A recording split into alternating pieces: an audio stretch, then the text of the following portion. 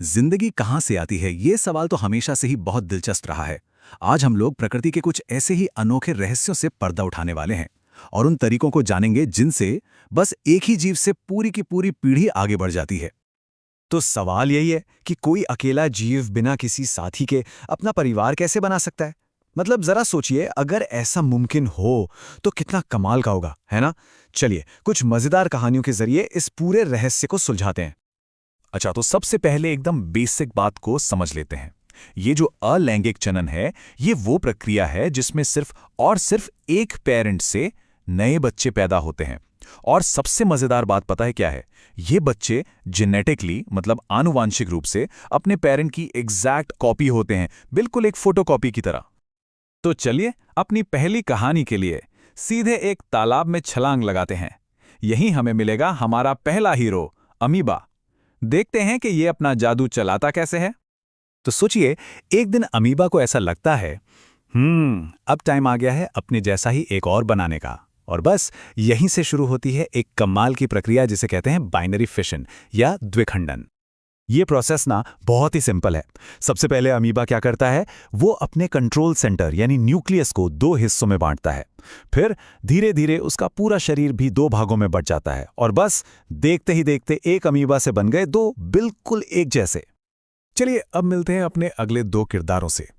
एक है यीस्ट और दूसरा है हाइड्रा। और हाँ, इनके पास भी अकेले ही अपनी दुनिया बसाने के अपने अपने खास तरीके हैं। यहाँ पर जो दिलचस्प बात है वो है इन दोनों का अलग अलग स्टाइल। इसे ऐसे समझ सकते हैं, यीस्ट अपने शरीर पर एक नया हिस्सा उगाता है, जैसे किसी पौधे पर एक कली निकलती है। वहीं दूसरी तरफ हाइड्रा अपने किसी टूटे हुए टुकड़े से ही एक पूरा का पूरा नया जीव बना लेता है। ये वाकई कमाल का है।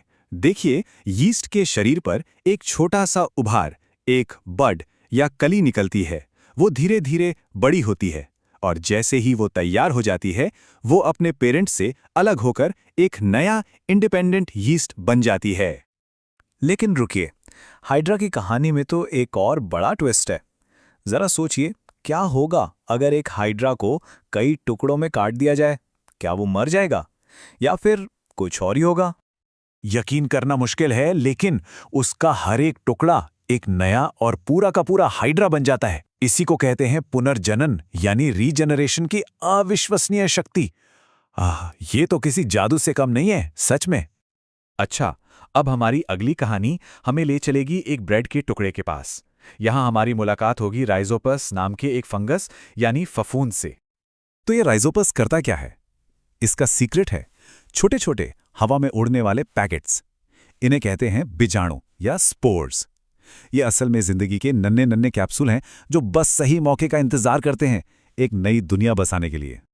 और ये नंबर देखिए, लाखों। इससे पता चलता है कि ये तरीका कितना पावरफुल है। सिर्फ एक फंगस हवा में लाखों बीजाणु छोड़ सकता है। सोचिए, अपनी आबादी बढ़ाने का ये कितना जबरदस्त तरीका है। तो हमने तीन बिल्कुल अलग अलग कहानियां देखी, है ना? अमीबा, हाइड्रा और राइजोपस। अब वक्त है इन सभी कहानियों के पीछे छिपे कॉमन प्रिंसिपल्स यानी मूल सिद्धांतों को समझने का। तो इन सब कहानियों के रूल्स क्या हैं? पहला, इसमें सिर्फ एक पेरेंट शामिल होता है। दूसरा, किसी खास मेल या फीमेल सेल की कोई जरूरत नहीं होती। तीसरा, जो नया जीव बनता है वो जेनेटिकली अपने पेरेंट का क्लोन होता है, एकदम हूबहू कॉपी। और चौथा, ये प्रोसेस अक्सर बहुत तेज और बहुत सिंपल होता है। तो यहां एक क्विक समरी देख लेते हैं। हमने देखा बाइनरी फिशन, जिसका उदाहरण था अमीबा। फिर था बडिंग, जो यीस्ट और हाइड्रा में होता है। हाइड्रा में रीजनरेशन की कमाल की शक्ति भी है। और आखिर में फंगस में स्पोर फॉर्मेशन। मतलब एक ही प्रोसेस के कितने अलग अलग रूप हैं। और यहां हम एक बहुत बड़े सवाल पर आकर रुकते हैं।